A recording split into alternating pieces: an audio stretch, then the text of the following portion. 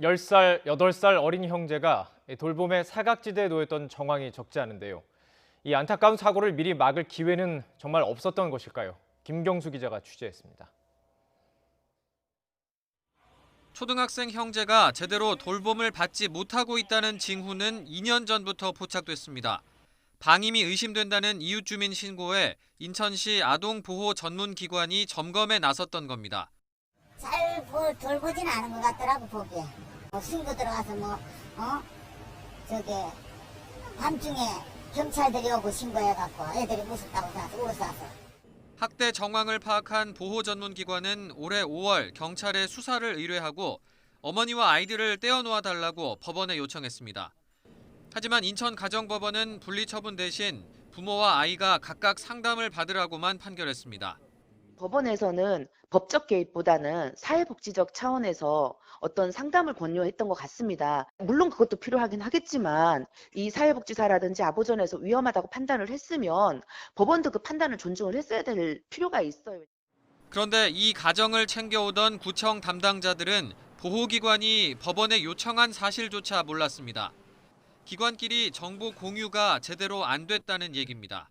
아동보호 전문기관에서 저희한테 통보할 의무는 없기 때문에 저희가 전화로 다른 것 때문에 알아보다가 알게 됐고. 구청에선 오히려 이 형제 어머니가 다른 가정보다 상담과 치료 등에 협조적이었다고 설명했습니다. 가정 방문과 상담도 꾸준히 하고 있었지만 이런 사고를 예견하진 못했습니다. 밥 먹는지 안 먹는지 이렇게 가서 앉아있고 그렇게는 좀 힘들잖아요. 엄마가 그렇게 일하고 그렇게 알고 가는 거죠. 형편이 어려운 아이들에게 도시락을 지원해주는 제도도 있고 지역 아동센터나 학교에서 돌봄 서비스도 제공해주지만 형제는 도움을 받지 못했습니다. 보호자가 신청하지 않으면 소용이 없는 겁니다. 부모님들이 꼭 신청을 해야 서비스를 이용할 수 있는 구조인데 굳이 신청을 하지 않더라도 반드시 필요한 아이들이 있다라고 하면 주위에서 학교라던가 또 지역사회에서 관심을 가지고 신청을 할 수 있도록 종합하면 위기에 놓인 아이들을 도울 기관과 서비스가 있었지만 정작 제 역할을 못한 겁니다.